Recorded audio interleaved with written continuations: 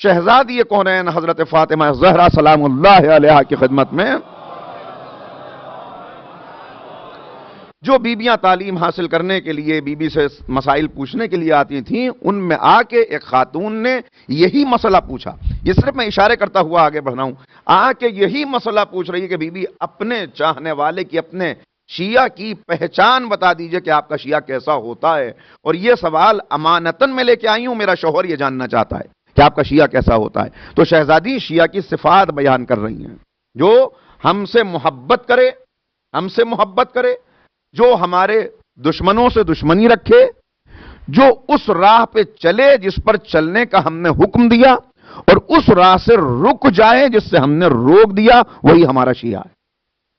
وہی ہمارا شیعہ ہے. اور ذرا سا آگے بڑھ جائیں، پھر آپ کو نظر آئے گا پانچویں امام، امام محمد باقر علیہ السلام کی خدمت میں آنے والا آیا.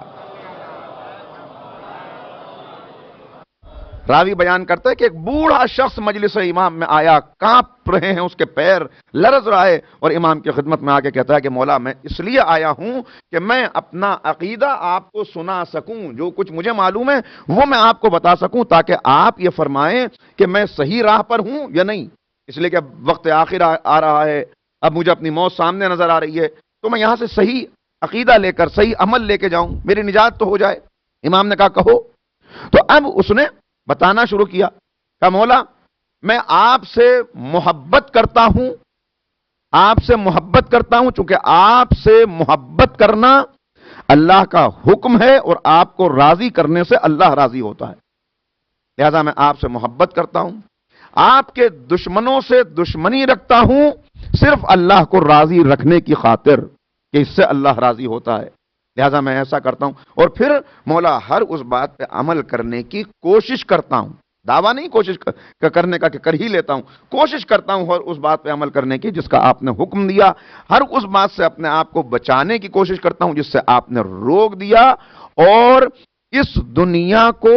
آپ کے ذریعے آباد دیکھنا چاہتا ہوں، یعنی اس دنیا میں آپ کی عدالت کا پرچم لہراتے ہوئے دیکھنا چاہتا ہوں. میری خواہش یہ ہے کہ آپ کی قیادت میں یہ کاروان حیات انسانی آگے بڑھے. امام نے سنا، اور شاید میں نے پہلے بھی یہ روایت یہاں سے عرض کی، تو امام نے کیا کہا؟ امام نے اس کا جواب ان الفاظ میں دیا کہ یہی سوال لے کر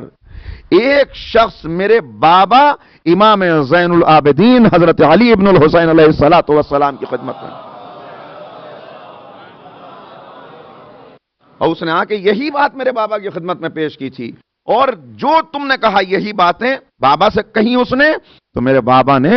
اس کو ضمانت دی اور کہا کہ اگر جو تم نے کہا تم اس کے اوپر قائم ہو تو انشاءاللہ آخرت میں تمہارا گھر سید الشہداء امام حسین کے گھر کے قریب ہوگا.